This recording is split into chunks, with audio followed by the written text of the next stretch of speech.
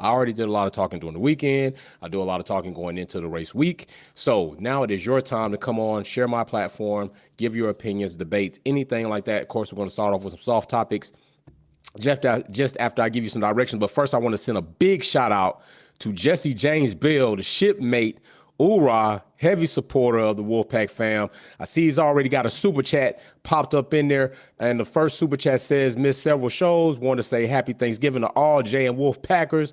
My nephew was in Vegas with the GP. Here's a $20 spot to help with your gift of worthy need, folks. Got to watch my Chiefs and Eagles. Yo, that's going to be a big game, bro. I got my fantasy lineup locked. Depending, I'm hoping I can win that game.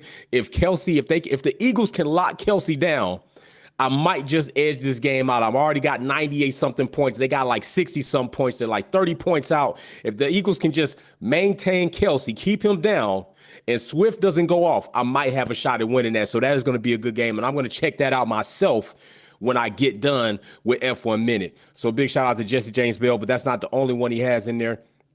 Also has another one. I'll get a monitor cam soon. Sick of the BS FIA lets Max get away with. I need direct drive racing wheel to join the race. Awesome job, brother Jay. Our listening in the phone, watching Chiefs play the Birds. Hey, big shout out. We have done some awesome things. You have done some awesome things. Wolfpack family. We sponsor families for Thanksgiving. I personally delivered those baskets that I put together with turkey, canned goods, everything to, not everything, but a lot of things to help people have something on their table for Thanksgiving. And that wasn't just me. That was us collectively as a family and a community. We do some awesome work. Don't let nobody tell us anything different, okay? Big shout out to some of the other first people popping up in the chat. Mizik, I see the God PD, DG Big Blue, Ura, Mary Beanie, the fam, Blue Diva, Galactic is popping up in here. See, we got the Mod Squad in here, Gabriel Sanchez up in here. And we got, who else we got? We got some other people in here. So we about to get this thing popping. So listen, if you want to participate in the content creation, this is what you need to do. Your laptop, desktop, one of those two. You're going to click the link that's in the description or in the live chat. It is pinned right now with the little telephone next to it. Once you get into the audience, you can then go ahead and do a live call in. You can still come into the audience if you only have a tablet or a mobile phone, but you won't be able to do a call in. So really, you can be in the chat of the audience, or you can choose to stay over there in the chat in the YouTube, which it be jumping, or, you know, do both. You do both. But if you come on to the show live, cut the YouTube off because you'll get feedback. So other than that, we got some things to address, family. We got some things to address first before we get into this. Now, last week, I don't know if you recall on F1 Minute, as we were getting ready to come into the Las Vegas GP weekend, there was a bet made. Oh, yeah, indeed. There was a bet made between me and another family member. I don't know, it's Alex and I made a bet. Alex was very set on the fact that Haas, and as well as others, could make a top 10 finish in the Las Vegas GP. And I bet Alex, I said, you know what? I'll just play the tape. I'll play the tape. That's what we'll do. Play the tape right here. All right, we're going to play the tape.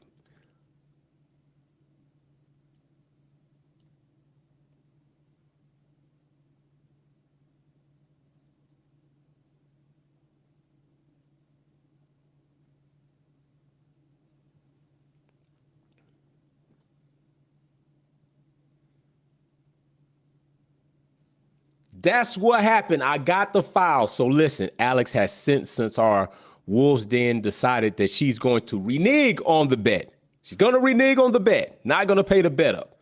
I just want to let Alex know that had I lost that bet, I would have went ahead and sent you, your Purple Collections hat. But this fam, it's all fun and games. But yes, Haas did not make it in the top 10. Oh, here comes Alex. Here comes Alex coming in. Alex, we going over soft topics. You're not even supposed to be calling in right now. Oh my gosh. And you got the Ferrari shirt on. Wait. How Charles do it?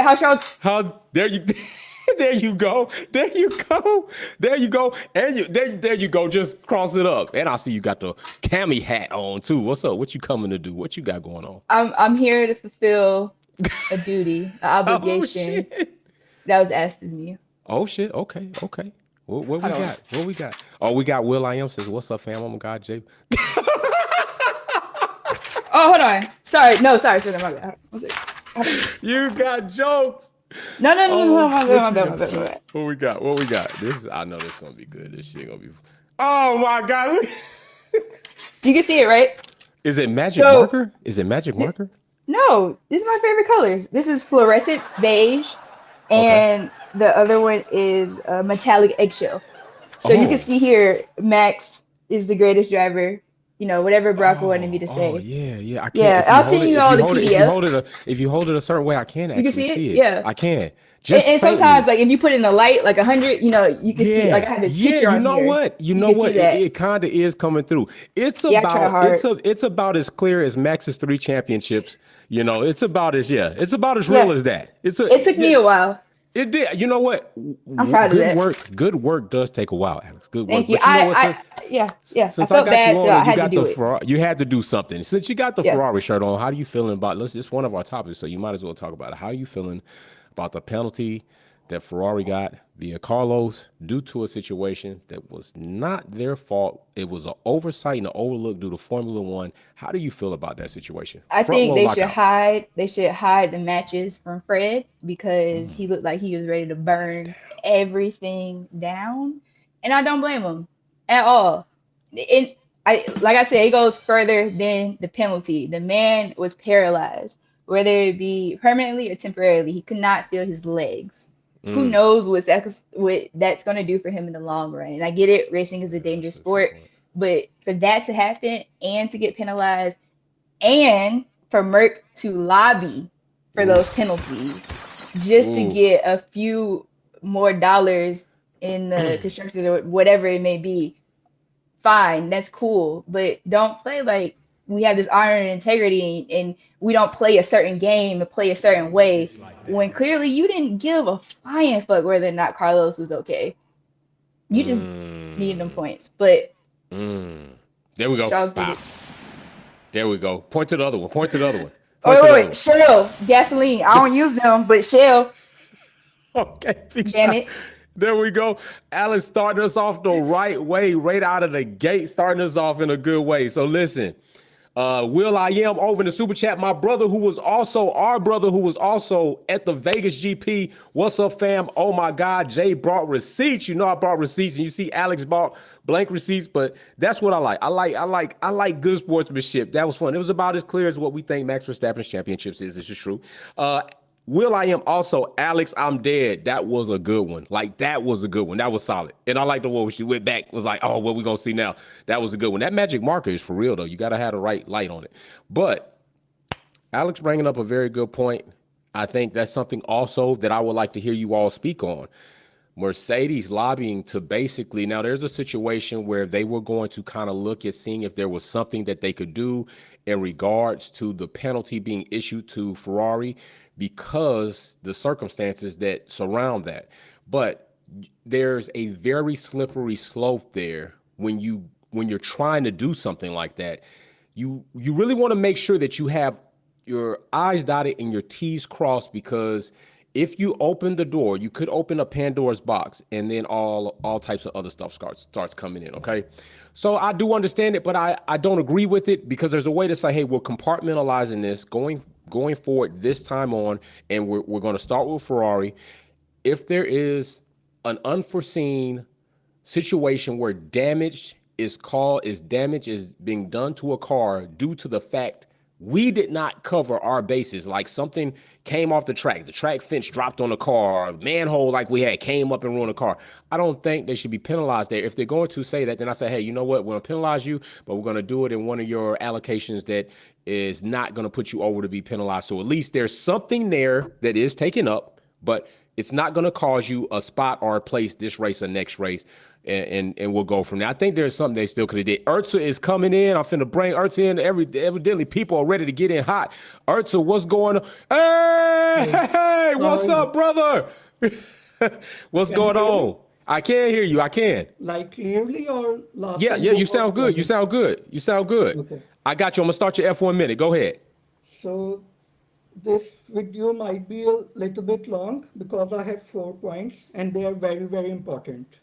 Go ahead. And I apologize to all of you in advance if I say something wrong.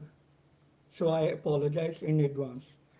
So firstly, I want you to condemn Toto, Lewis Hamilton, and Verstappen. First of all, Verstappen did the right thing. Firstly, he condemned the Vegas GP. Then now he won and he says it's all good. I mean, what the hell is this? So I condemn him for this. And secondly, he said fans should tear everything down. Why?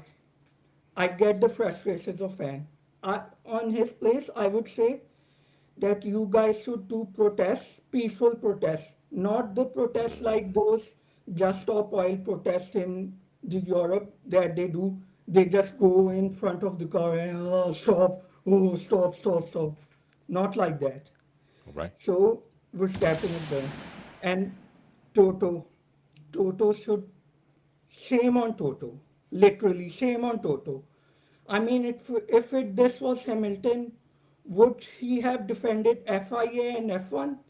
He said that people did this job, that job, whatever. I do not care.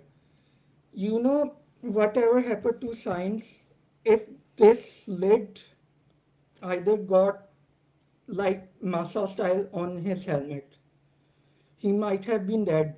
Or secondly, it would have went to the audience side. And like for That's a good example, point. I'm in the audience side and it went right here and my head would have split apart. It's simple as that. I mean, doesn't he have any sense? Like, I get it, you have to defend FIA and all that, but haven't you learned from Abu Dhabi and all that stuff that they don't care? They don't care about you. Toto literally did boot polishing of F1 and FIA. Literally. No one else did except Toto. And as for Hamilton, I disagree with him and I condemn him for saying that we should give a chance to Vegas GP. Why? I will I will refer you to the Kim Illman's video. 6 days ago, Kim Elman there was a video that he did with title. The title is Las Vegas GP Explained, and at 7 minute, about 7 minute 10 seconds, he says that they cleared the tunnels below where homeless people were living. Now, why I'm saying that I condemn Hamilton. Firstly, the people were already paid. Whoever did the job, they were already paid.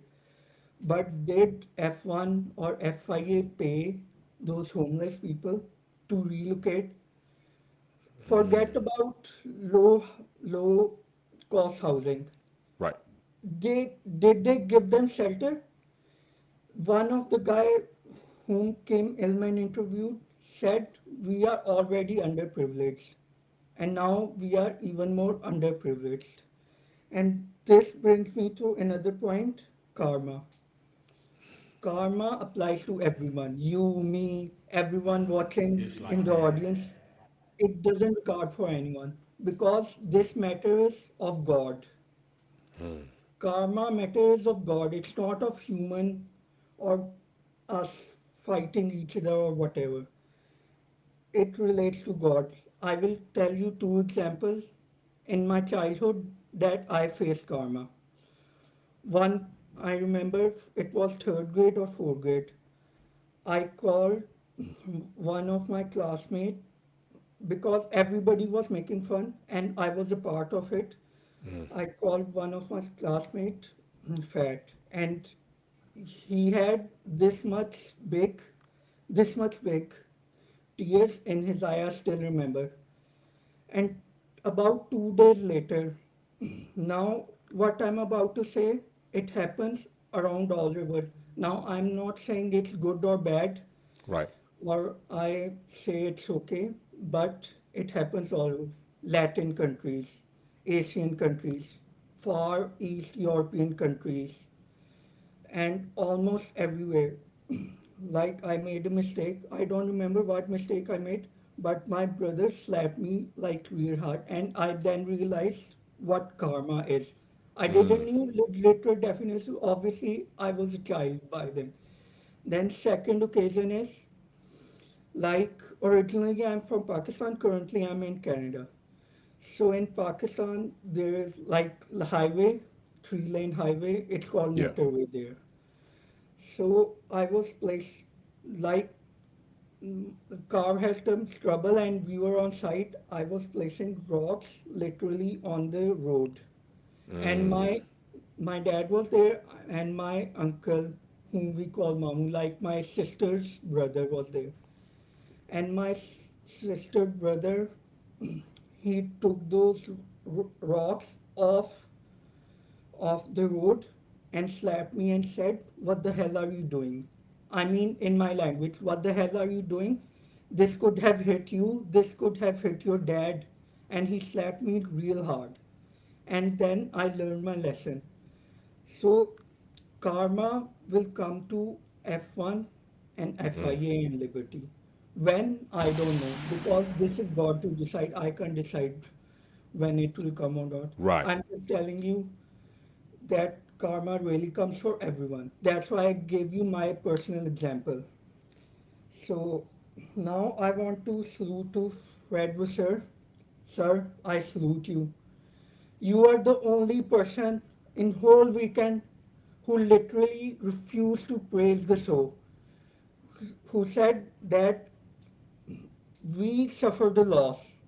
And it's he didn't say this shame on FIA, but he meant like Right. literally shame on FIA. They should pay Ferrari for this. Whatever the damage is, they should pay Ferrari. And let me show you one thing.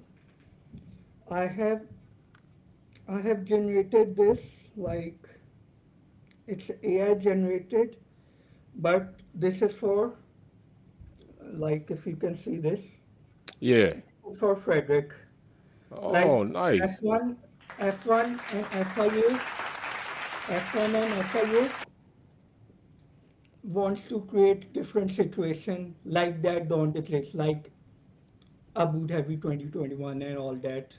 So Okay. they can give Frederick a Medal of Honor by FIA. Like if Frederick wants, I can give him this if he wants, but F1 should also give them.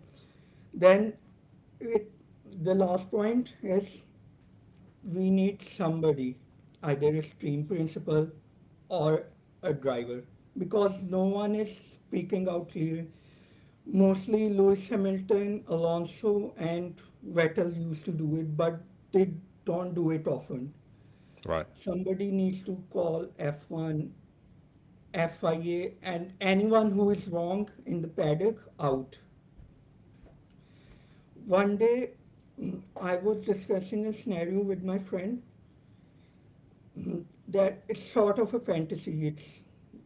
It can be true, it cannot be true. But I was saying that this world does not need a apostle or prophet right now. It needs a person like an anti-hero. Anti-hero like if you played God of War, Kratos, who doesn't care about anyone. But that is different situation. We need a Okay. person like this in terms of calling everyone out. Doesn't matter if Lewis Hamilton, if it's Verstappen, it's F1, FIA, someone should call them out. Right. So this is what we need. And very last point, that I actually forgot that. So I It's think all that's good. Appreciate so. you, Urza. Appreciate it, man. Let me ask you a question. Yeah, How do you correctly pronounce your name that you it's have your profile? Taza. Say It's it again. it's Taza. It's It's Tulsa. Taza. Okay. Thank you, man. Hey, man, I really appreciate you, man. And thanks for coming on live, man, in the flesh. I appreciate you, brother. You're welcome. That's what I'm talking about. Hey, we got DG Big Blue coming on. Very solid points, very personal points, very passionate points. You know what I'm saying? I had to let Ursa get a little time because he finally got his cam up. And I think it does take a lot of gumption and sometimes guts for people to come on and bring their face on the camera, put face with the words. And Ursa worked his way to doing that. And we got DG Big Blue coming on. He wants to explain why Williams will be fifth or sixth. What's up, DG Big Blue? Raw. Yo, What's going what's on, up? man? What's up? Can you What's hear me?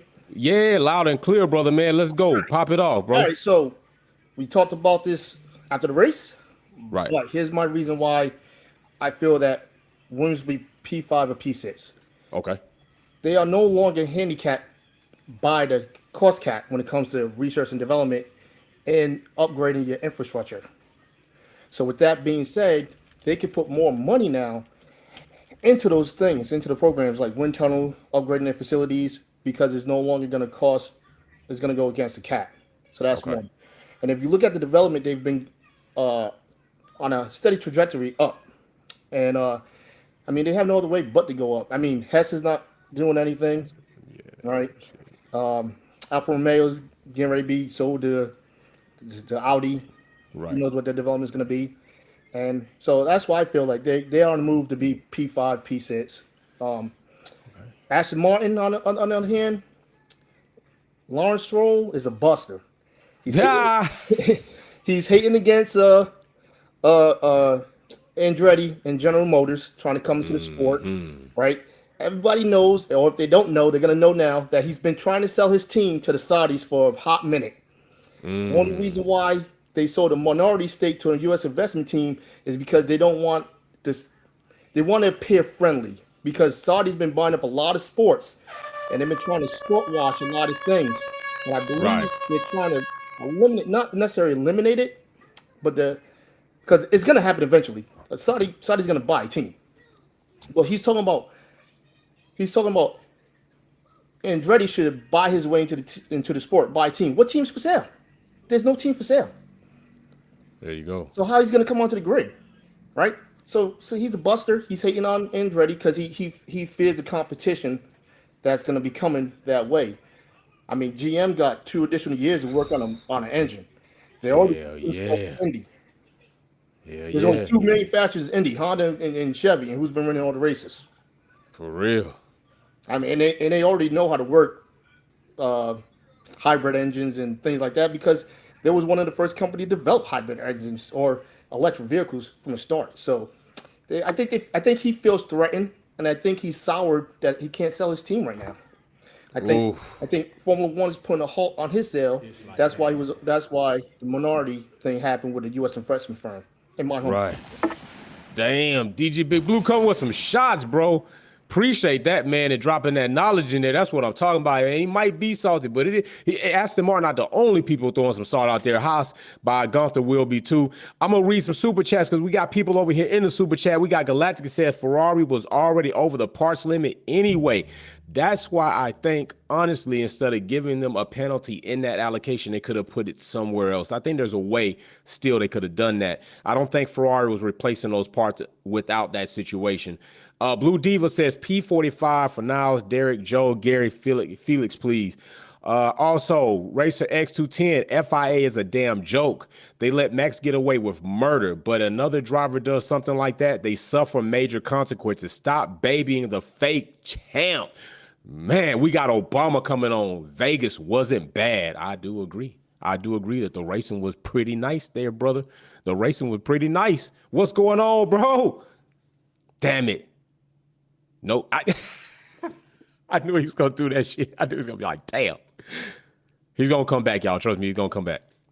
So Ursa has some good points. And also, DG Big Blue making some nice points in regards to Aston Martin and also selling that stake, that company in there. Alpine's also been gathering a lot of money trying to do what they're going to do. So it's going to be very interesting to see developments in the next couple of years where things are going to go. We also got the thing to talk about. I'm not in a disagreement with. Let me try to say this the best way.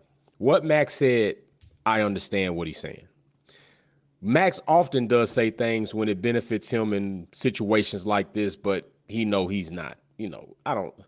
What are you going to do, Max? What are you going to do? I mean, you're not going to promote. Max is he's speaking from a very personal standpoint as far as the GP is concerned. He could have cared less whether it was good or not. He's always going to talk about that because Max is not the type of person that likes podcast. He said that in the cool down room. He doesn't like anything where it's going to cause him to be front and center. Think about how often we see Formula One or Liberty Media put Max front and center as the face of something. They literally had the GP post and Max was behind Lewis Hamilton. So they know he's not the face because they know that's how he is. So I don't really take much weight in what Max said. Now, what Fred said, I take weight in that. And he is right. And I think he said it very lovely. Like, I'm not going to excuse what happened as a technical situation just to uplift the GP and talk about all the show and the glitz. I'm not doing that. And Fred, I think the way he said it was exactly right. I'm not saying they did a bad job. I'm not saying it's not, ooh, wow. I'm saying it doesn't matter in comparison to we have a damaged car and an injured driver. It doesn't matter to me. So big shout out on that. Barack Obama is coming back in for a testing. Let's go. Let's see. We got sound this time? Do we got?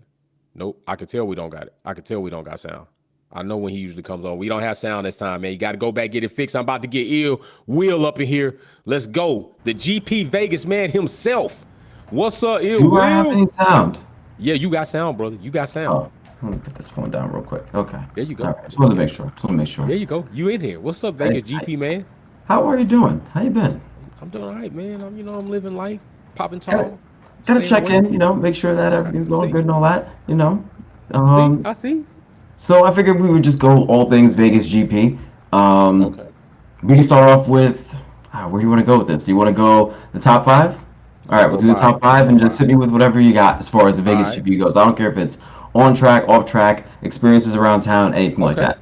All right, so I tell you, I want to know. You were there, ground zero there, okay? Did you sense or feel, or did you go outside of kind of like the Formula One GP and get a sense to how maybe citizens felt there about the Formula One GP and in regards to the $200 voucher? Combine that together in one. I did. From the moment that I got to Vegas and left the airport, speaking to the Uber driver, to my best friend's house and all that, just trying to get a sense of what was going on. And there was definitely a few people could say they could sense the difference, especially if you're talking to like service people, Uber drivers, that kind of stuff. Right. They could sense the difference, but it didn't seem like it was a big deal for them. Let's put it that way. I think a lot of the outrage and the backlash and everything came from people that probably don't live in Vegas, that are outside of the city, that are just kind of like going along with the narrative of a few different people that were speaking on that. That's not to say that those voices should be silenced. It matters. However, I think that a lot of the backlash came from the fact that these are people that probably were not from Vegas. Like I said, besides my best friend that lives out there and a lot of other people that I met up with that were her friends out there, it's not the same thing. It wasn't the same kind of vibe that you got. Plus, just from being in town, downtown, on the strip, walking around, yes, you could see the things that were set up to try to block out like the walkways and all that, but nobody was making a big deal about it once it got up to the actual race evening, afternoon, that type of thing. Everything was just like when you normally would go to Vegas. It was still just moving around as if that didn't even exist. Gotcha. And then once everything was shut down for the race itself, it just went back to, things were shut down for a few hours and then everything was fine. I really didn't sense this vibe that was, things were just kind of like chaotic because of it, and there were people upset about it and all that. I think that happened on the first days because I can understand. I'd be upset too if I paid for a package that covered all 3 days, and then all of a sudden now you're getting limited to what that is. I would suggest that if anybody does this, I would do just the race day. I think that not just because of what happened with the manhole cover issue and all that kind of stuff. I just think that that's where you're going to get your most bang for your buck. Costs were definitely high on all of that, and I think that you're definitely better off just paying for the race day. And I'll say the food was good. They had, I want to say it was like 10 different choices of different foods that they had. It was unlimited, at least in the T-Mobile area. Like so this is 1 and 2. Well, go ahead. So you got churros and like fried PB&J and like hamburgers and like all types of stuff, like ramen cups, and like they have all these different types of specifically curated for that area as far as food goes, drinks and everything. The spot that I was at was really good, but as far as the the town itself, I didn't notice it. I Okay. really didn't notice anything like that. All right, so then let's get in this since you didn't really touch on this one. This can be two. Do you feel the $200 voucher is a good expression or token of appreciation, or do you feel it's really a slight and a slap in the face in comparison to probably what they should have did? And if they should have done something else, what do you think they should have done? I think it was a slap in the face. Okay. And I think if they were going to do anything, first of all, it can't be a voucher to the F1 store. That doesn't make any sense. That's not a fair exchange as far as what they put out versus what they did after they pretty much just said, well, you're kind of SOL after this. So I think if you're gonna go that route, at least base it off of the prices that you charge on the F1 store. So it doesn't make a lot of sense to offer somebody $200 in the F1 store when you know that a lot of this stuff goes for about that much or more. Right.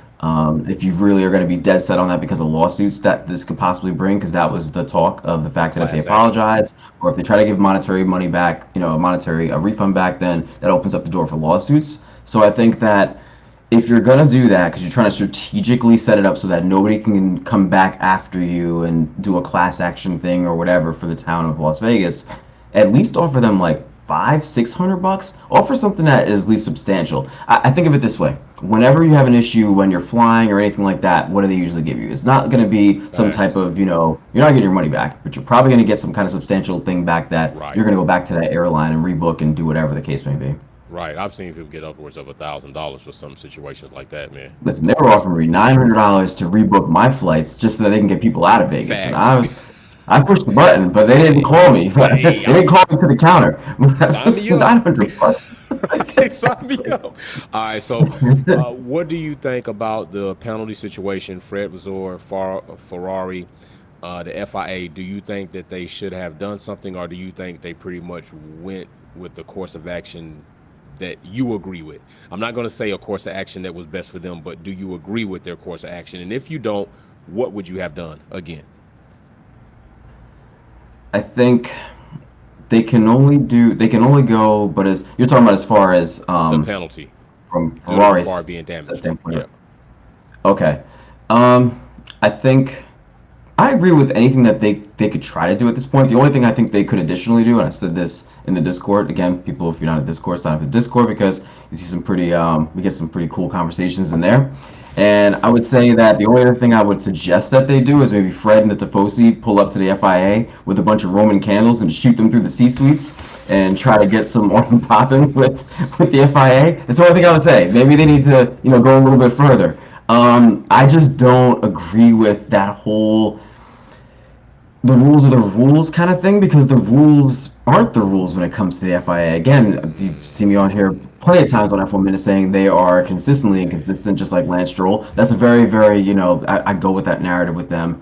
Consistently inconsistent. You don't follow your own rules. So I think that if there was ever a time when you could say we should maybe just act like this wasn't, like we can't put that all on them. I understand the whole engine components and all that. This isn't the time. And I'll piggyback on that to say, for the whole Vegas GP experience, I'm not putting this on the town of Vegas, I'm not putting this on the drivers, the teams, or anything like that. I'm putting this on the FIA and FOM, because they could have done this better. That's the one thing I'll say. They could have done this better overall, whether it be the penalties, whether it be the way that they were blocking people out to see the race. You could have generated so much more positive PR rather than, what would you lose? How much money would you really lose by generating more positive PR by not going the route that they went? They dropped the ball time and time again. The meme that you posted when we were talking Wolves Den, again, got you get in Discord, we got good Wolves Den chats. The meme that you dropped with the dropping a pump return, that's basically what they did. They just kept dropping the ball time and time again. They had a chance to recover time and time again. And so, yeah, I think I agree with them at least trying to go after that. Again, there's nothing they can really do at this point, but time and time again, the FIA have shown, even in just this season alone, just this race alone, that they really don't seem to care when they feel like their bottom line is not really being affected. So Max was calling them out on a penalty on lap 1, turn 1, which I saw. I was like, and they played it over the loudspeakers. We all sat there in the crowd like, oh. It was dead silence. And then the announcer, the local announcer, even made a comment about it. He was like, okay, so yeah, there's Max's opinion on that. We're like, what is going on right now? So yeah, that's my take on that. All right, so then let's talk about, do you agree with what Max said as far as 99-1 ratio? And also speak about it. What do you think about it? Where do you think it's coming from with him? Do you take it as full face value, as, oh, Max is saying something in goodness of the sport, or Max is saying something that is internalized personal to him because that's just the type of guy he is? So where do you stand on that?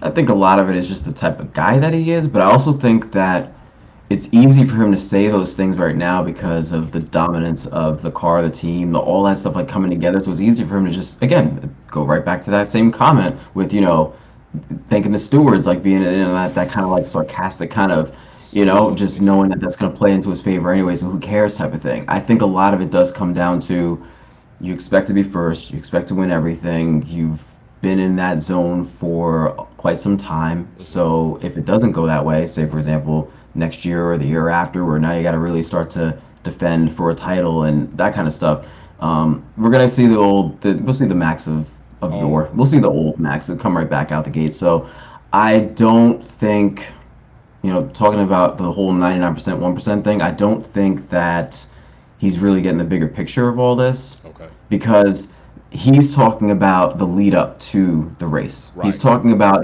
coming up on the platforms and having all these people doing the whole song and dance thing. But what he's never thinking about, and I'm surprised nobody in his camp is telling them this, and it speaks even larger to the fact that the FIA allows it, you are not thinking about the fact that you don't get paid $80 million if it's not for the U.S. crowd showing up and paying for the amount of money that we spend, or even all the other countries as well. But I'm going to speak directly to the States, right? Because as much as I will agree it was a cash grab, you're not thinking about that when you're saying those things, and that's how your salary gets paid, buddy, at the end of the day. So we're not going to act like because people didn't show up and pay that kind of money that you're not getting a piece of that. You are. And so to say those things just kind of diminishes the fact that people did show up and pay money for the race itself. Right. And yes, I understand that people complain about the FP1, the FP2 stuff and all that. Again, that was the FIA and FOM dropping the ball.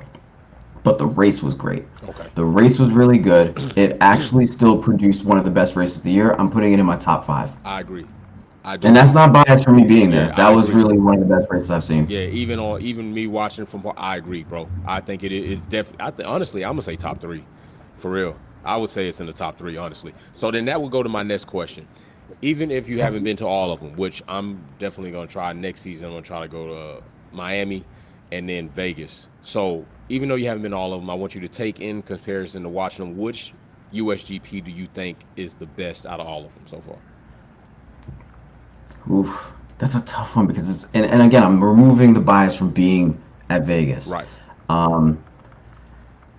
COTA is always at the top of my list just because of the way that the track layout. I feel like that's always gonna be number 1. Okay. Then Vegas. Ooh. And Vegas, for being its first time out, such a great showing. Yeah. And then Miami just falls off the list because I just don't. There's just nothing.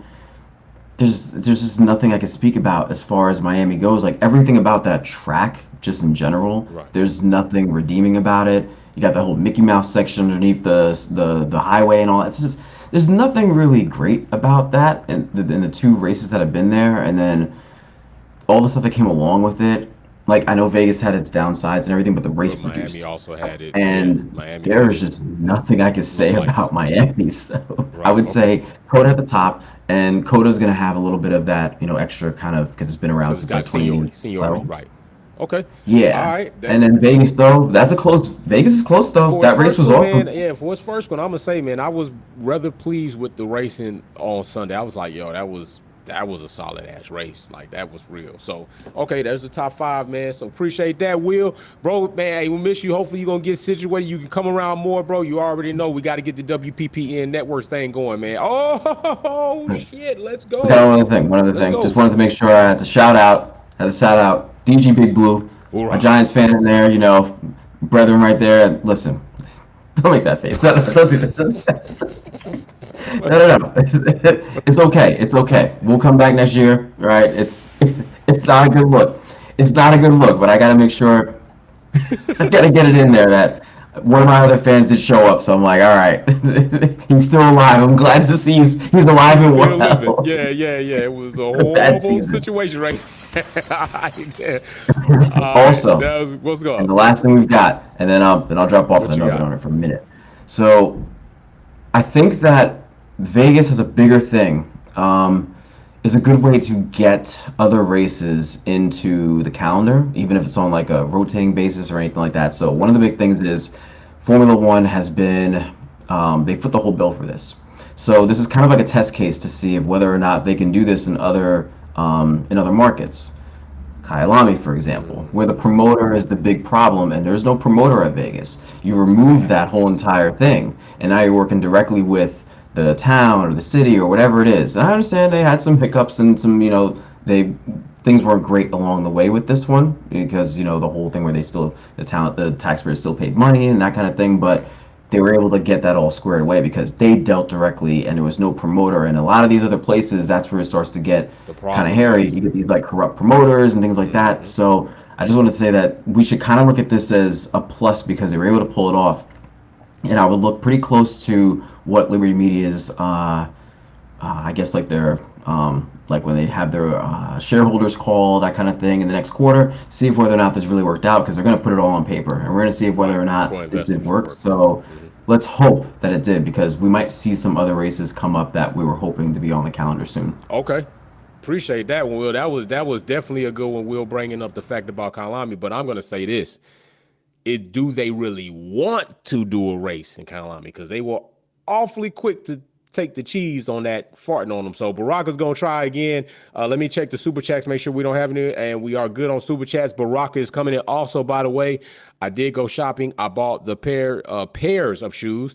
Put a little bit more there. We got a good 4 pair of shoes for our Salvation Army kid.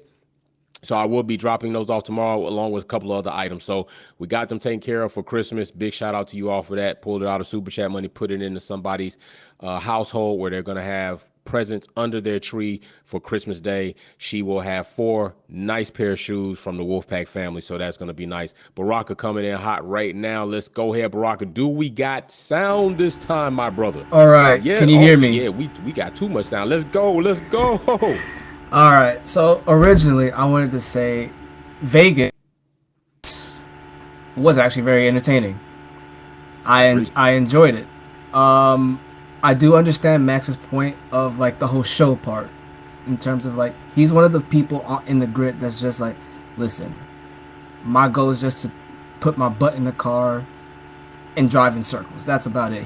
I'm not worried about the whole promotion and all that. And I feel like Will pretty much said what I wanted to say about that. It's like it comes with, I think right now in the modern day and age, I feel like that way of thinking the Maxes is pretty much outdated in terms of hey, you got to do more than just putting your butt in the car. You got to promote it. It's almost like UFC or boxing. It's like once you sign the contract, you got to now start promoting. Advertising. Like you're part of the brand. You got to boost the brand. You're part of the brand now. So as much as again, I understand where Max is coming from because it's like he's one of the few drivers that left in this world that's just like, all right, I just want to drive, man. I don't really care. That's his character though. That's his persona. Yeah, right. He's the same with almost even during the Red Bull promotion I see on YouTube. It's like, yeah, he may have fun. He'd rather just chill most times and play FIFA. Because I know Lando one time said when he's not racing, he's either doing sim or playing FIFA. That's about it. So now the Fred Vasseur situation with the Ferrari, I honestly felt bad for Ferrari.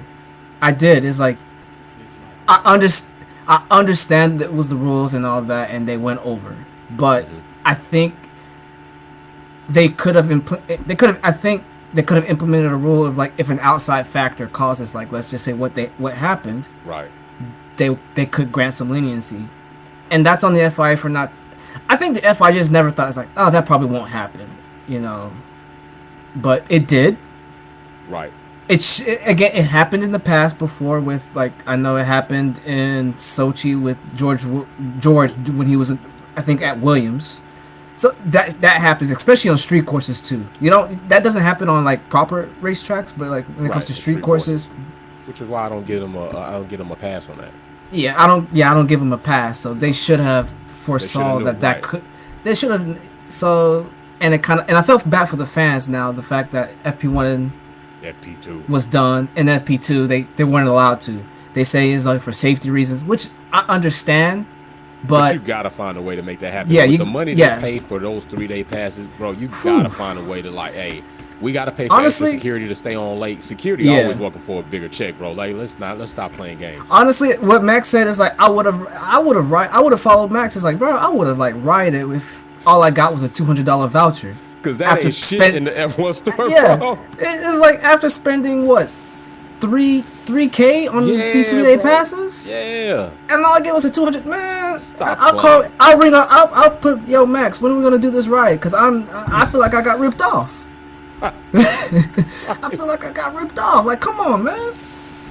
But yeah, overall, I think this was a good race. I think, and I was right. I was sort of right with the whole Mercedes not doing too hot. Oh yeah, I knew they weren't going to do it. But I still got to give hats off to Lewis Hamilton for Lewis Hamilton. He dragged it. Yeah. He dragged it. So yeah, I can't fault him on that. He did the best he could. But again, Mary, I get away scot-free yet again. My bet still on for Abu Dhabi. All right, it's still on until the end of the season. All right.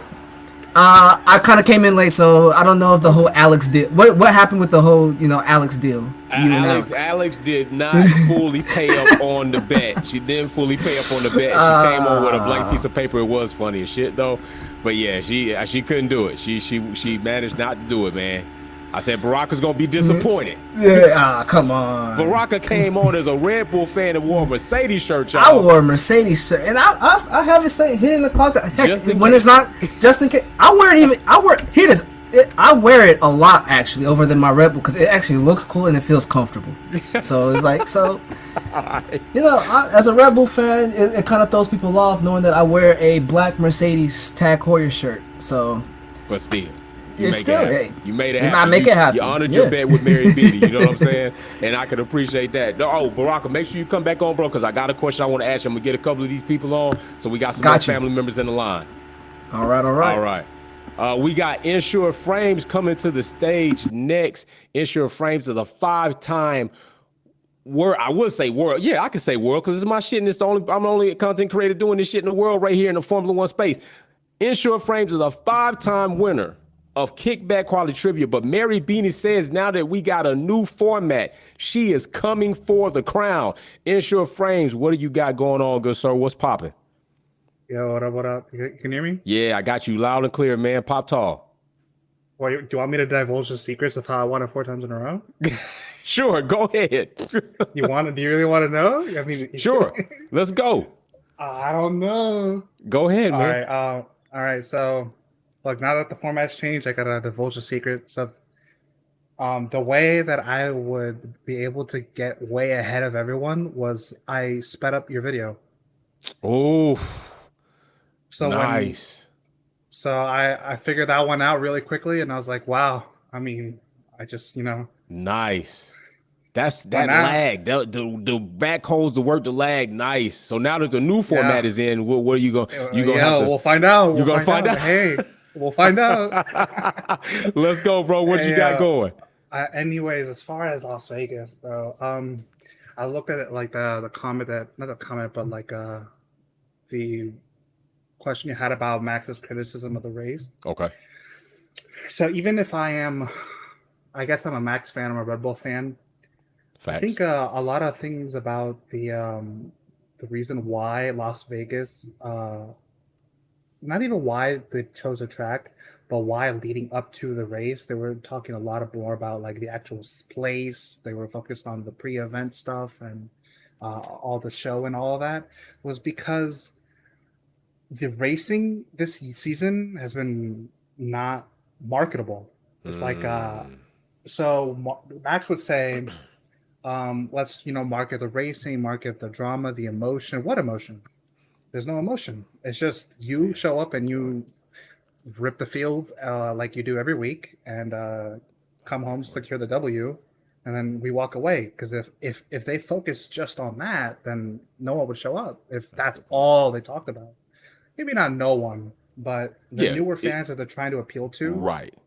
Yeah. So that's a big criticism of it, because like he's kind of the reason why. I mean, I don't know if we could blame Max and Red Bull for dominating the sport. Right, I'd right. I have was to about blame to say, you everyone can't else blame for them. sucking. Right. It's not like they're at fault for it. It's just a byproduct of the situation, just like it is in any other sport. When one team's dominant forever, you're going to have some dip in there.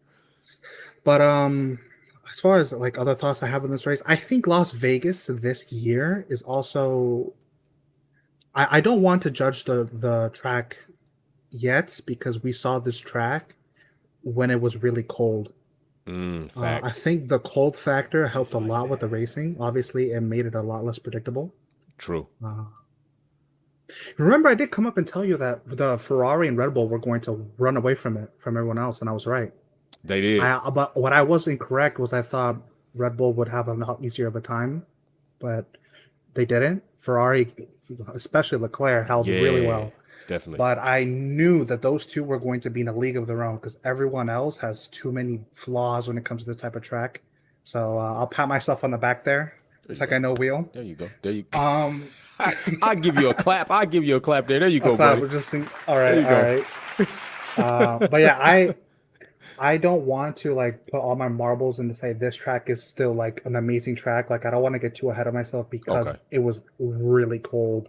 Like take any track you could think of that's like not that great. Monaco would probably be hella interesting if it was 5 degrees. That would be Monaco would be hella interesting if it was 5 degrees. Yeah. But we all know that Monaco is not an actual good racetrack. No. Even if it's historic and all that. But with those temps, you're gonna see, just like when it was raining that time, to see, like it was crazy. Carlos is off track, Esteban's, that happened there. You'll get some amusement there. So I'm not sure if I still want Las Vegas on the calendar. I'll see next year. Hopefully next year when we race there. It's a normal temperature to get a better grasp on how it would consistently go year after year. But other than that, I think it was still a great race. I was on the edge of my seat throughout the whole time. I was wondering if Max was going to be able to pull it off. It was one of the very few times I actually doubted if he could win the race up until the safety car came out, and then it was like, oh well, I think this is a slam dunk at this point. But yeah, it was a great race. Other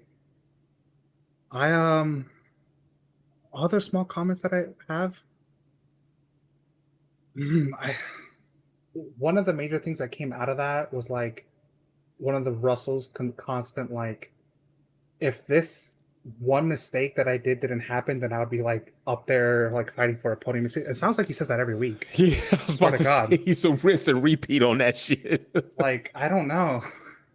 That's one of the things that came out of that. Like when he turned into Max, I know a lot of people are iffy about that, but even Russell admitted himself that he had no idea it was there. He just turned into the corner as if he wasn't there.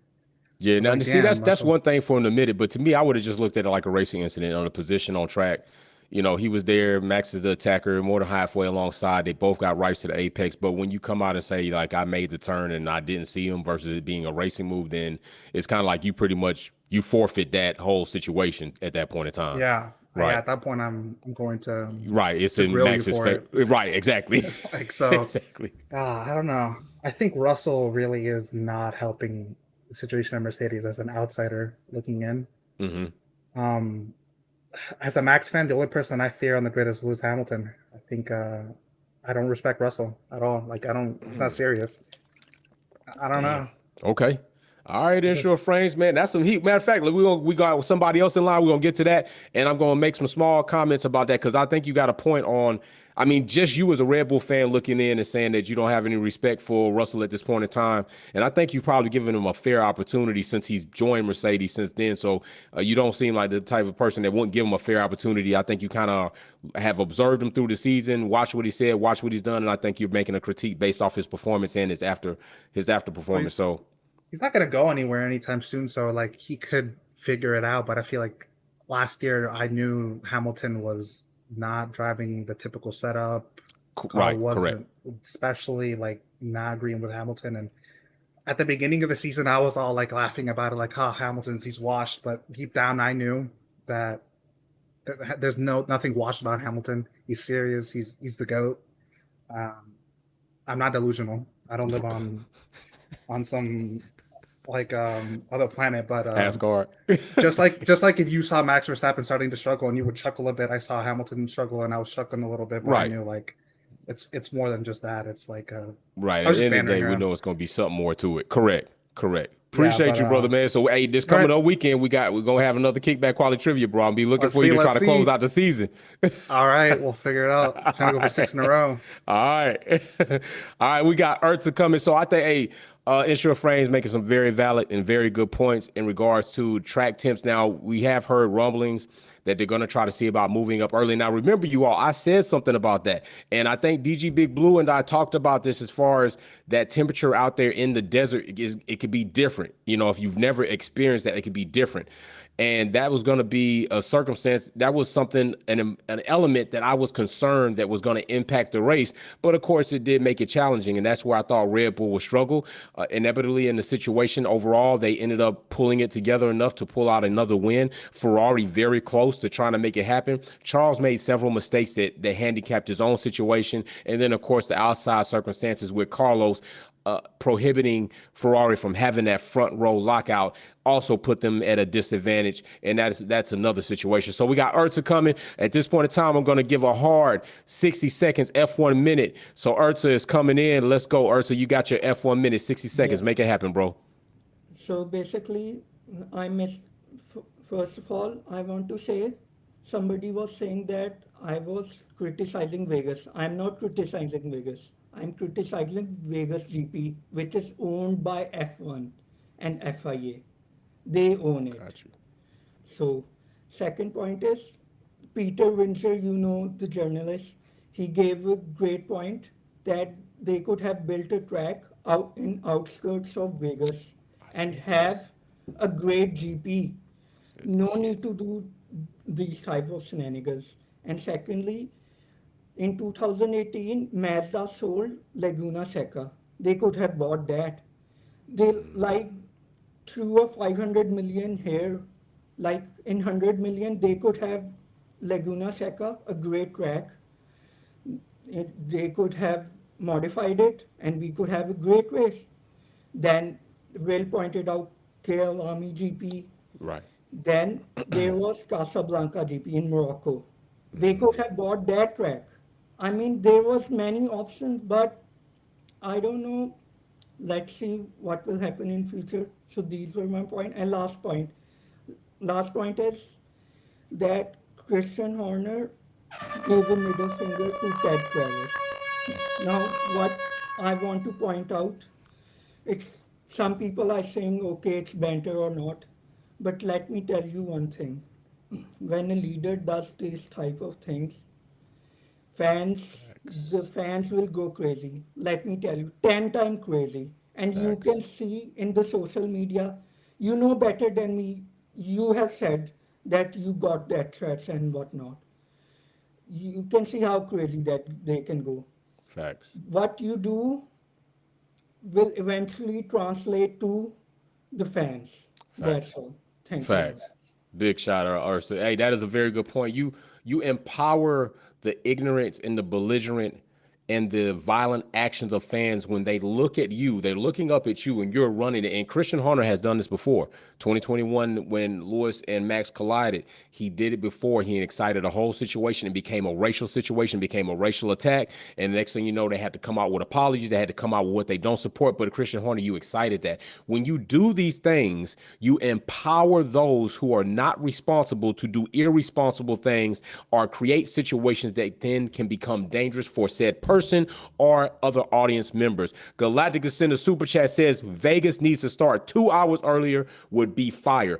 I do agree. I think 2 hours earlier would be about that window. So that is where I stand. And on our way out, we're going to talk about this because I think somebody is awfully salty, in my opinion. Okay, awfully salty. Massa coming out saying if you put Lewis or Fernando in the other Red Bull, they wouldn't beat Max. That is not facts. That is not facts. I do not believe that to be true. I just honestly don't. I think seeing what Alonso has done in the AMR 23 this season, you're telling me there's not going to be any race he's going to beat Max? Sergio Perez beat Max in the damn RB19. See, when you say shit like this, you need to just go through your process, man, and make the FIA and everybody stand up for what they did wrong as far as in regards to the crash gate and Abu Dhabi 2021, throw that in there, and fuel situation with BMW, throw that in there. But bro, don't come out and say things like this because you're automatically proved there's evidence to show that you're probably not more correct than you are wrong. Alonso has done a phenomenal job in the AMR 23, bringing 8 podiums to that team, while Lance Stroll has done shit. So I cannot believe that Fernando Alonso in a RB19 would not beat Max. Also, Lewis Hamilton has done 4 awesome things in a shit box of a car this season that definitely has not been the same car track in, track out, week in, week out. You cannot tell me that what he would not be able to do in a consistent car like the RB19 and a powerful car like the RB19 and a very advanced aerodynamic car like the RB19, and with a team that is consistently delivering pit stops and strategies to their drivers, he would not beat Max at any given time, at least throughout the season. Stop with the hate and the bullshit. Just stop it, all right? And with that being said, I want to send a big shout out to everybody that contributed to the Thanksgiving giveaway, that contributed to the Salvation Army kit that we are about to bless with these shoes and these gifts. You already know we're going to be live again this week going into the GP, so don't miss it. Don't be late. Be here. Save your times. Hit reminder. Also, new channel coming out, launching soon on Black Friday. You can check that out. Check out my Instagram page. It will be in the stories. Totally different vibe, totally different feel. So that will be something else. And like I always say, y'all got to stay safe. Y'all got to love each other, talk to each other with respect, because we talk to each other more than they talk to us. And that's what I got to say. All right. With that being said, we'll pack out. Peace.